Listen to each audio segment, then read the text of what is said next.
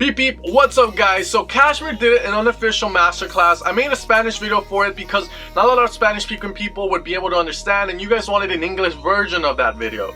So pretty much this is the story, and sorry if my audio is a bit bad. Shotgun microphone is missing. I had to order a new one and it's not here yet. So KSHMR did a last minute masterclass in India, in Delhi, and some people recorded it.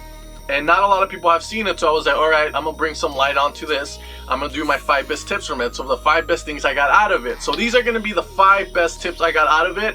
Let me know if you guys agree. Let me know what was your favorite thing about his masterclass, and let's get into it. Tip number 1, guys, is gonna be the best tip of all, and it says something in some way, and it's gonna be that you need to have a story with whatever you're trying to sell with music. Now, I always get these type of comments on my videos from people, and I don't know why I keep getting them sometimes, but it's people going like, Sylenth1, you're so wrong. As long as you have passion in your music, you know, you're gonna make it, you're gonna make a living out of it. That's not the case. It's never been the case. When it comes to music, music is a business, and the way the business works is that, you know, you have to have something that's marketable. You have the good music, and then you need an image, and then you need a story, and that's what KSHMR says in the first tip.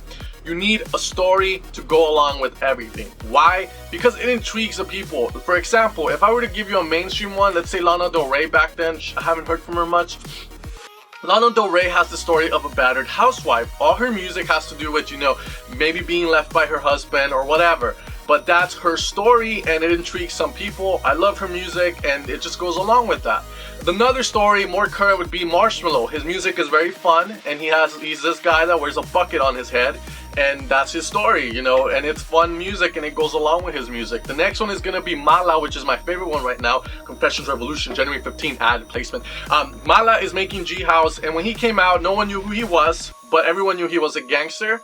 And when he performs live, he shows that. He tells a story. He doesn't say, put your fucking hands up. None of that stuff, because he's a cholo, like he's a gangster. He's trying to be, you know, conform himself and just be a badass. That's his story. A gangster, who is he? That's what intrigues people from Mala, and his music is good as well. And this is something that KSHMR points light at, and you need to have. And then let's move on to the next tip. Tip number 2 is gonna be to compose your melodies like you're telling a story.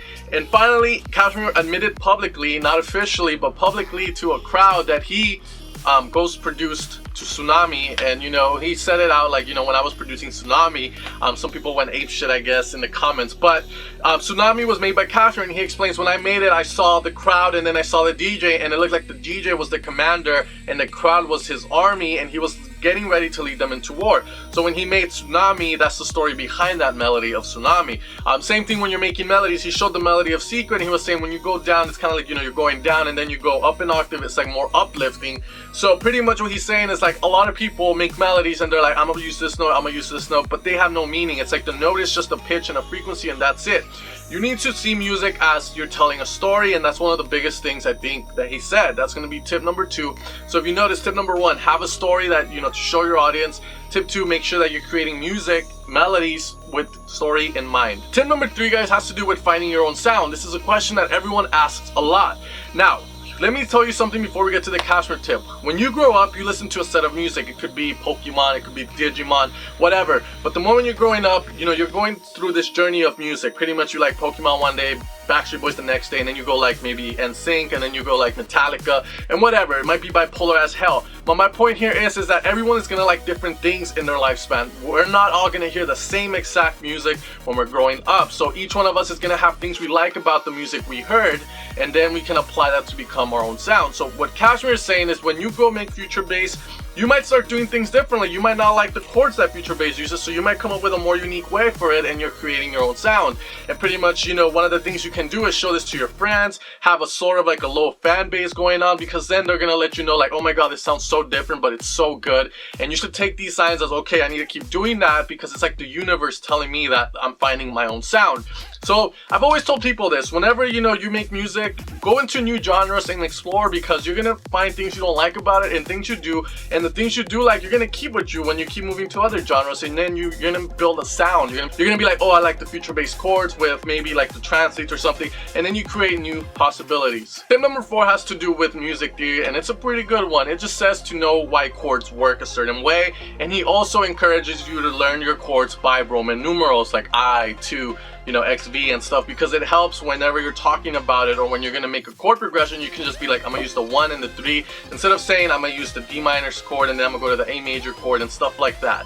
So pretty much it's a pretty cool thing that he's saying, and I enjoyed that part. I think it's a good tip to know that. A good website that I use that helped me a lot with music theory though, by the way, was hooktheory.com. I bought the book, and then I also paid that $5 a month for about 3 months to use their little chord maker, and I learned a lot of cool chord techniques that I wouldn't have learned without it. So if you guys want to check it out, you guys can go check it out. This is not a sponsored video by them. I'm just recommending them because I did enjoy their product. Alright guys, the last tip is going to be to make stories out of the chords as well. If you guys haven't noticed, if you play chords a certain way, you can invoke either a very emotional feeling or a very epic feeling or a very scary feeling. And pretty much that's what KSHMR says. You got to build a story with your chords as well. You just can't see them as, oh, I'm going to play the first chord and the fourth chord and the fifth chord. It sounds nice and that's it. No, you gotta see it as a story. And one of the best places to start, practicing this would be to listen to classical piano like Chopin.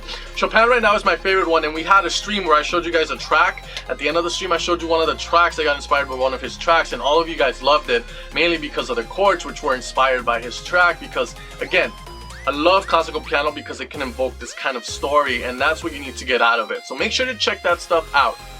Alright guys, so again, sorry if the audio was kind of bad, but that's going to be the end for this video. I enjoyed the KSHMR Masterclass. I saw it the moment it got sent to me, and I shared it with you guys in the Evolution of Sound Facebook group. So if you guys aren't part of the group, make sure to click in the description below. I'm going to leave a link for that. If you guys are going to need anything related to G-House, I'm going to leave a few free links in the description below as well. All we ask is that you provide your email to send you the free download. And then I'll see you guys next time, guys. Take care and have an amazing day. Beep, beep, ninja. Whoop, whoop.